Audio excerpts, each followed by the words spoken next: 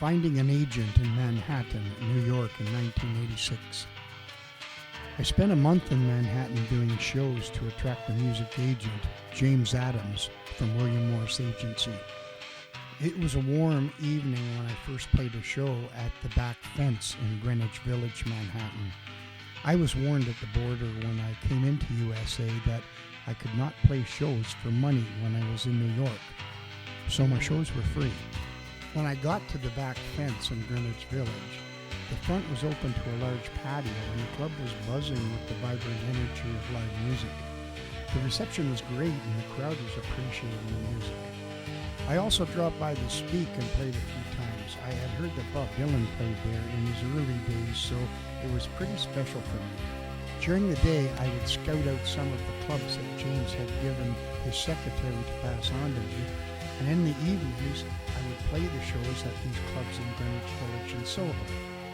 The subway station on the New York side was in the World Trade Center, and I would sometimes just sit there and have my lunch and watch all the people go by. One day, an Italian man sat down on the bench beside me and asked me if I played the guitar that was beside me.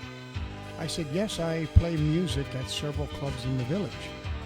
He said, I have a high-end Italian restaurant up 60 floors in the Trade Center. Would you come and perform an hour a day at noon in my restaurant, and how much would you charge? Well, I told him I'm here trying to get an agent, but I do not have a green card, so I cannot charge you.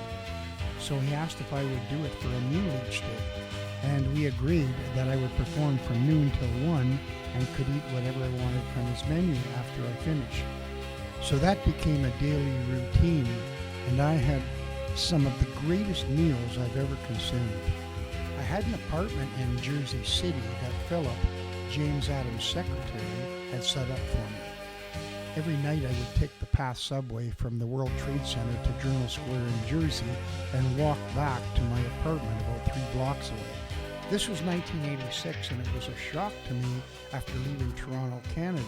Every car parked along the main road where I had to walk to get to the apartment was smashed. Though it was a different experience for me, I just kept to my mission of getting home so I could eat and rest for the next day. The smashed cars along the roadway that puzzled me the day before was answered when Philip drove through the apartment and said he is going to take the path to Manhattan today. Then we both got in his car and went close to the subway where he parked his car between 2 of the smashed cars. I got out and watched him give $5 to a kid on a skateboard. I said to him, aren't you afraid of your car will get smashed? Philip had a vintage blue Studebaker. But he said no. I just paid the parking. I said, what do you mean? He said, the gangs tell the kids to collect the money, and they have older gangs who smash the cars if they don't pay. Well, Philip was right, because when we got back to his car, it was untouched. I cannot emphasize more strongly how I love Toronto and Canada. I was glad to be back in a city that protects your property. This is almost 40 years ago. I'm certain that Jersey City has corrected their parking enforcement. Going to New York for this attempt at getting a good agent was eye-opening. Although I played for a month, James never could find the time to see a show, but he had several other people's opinions.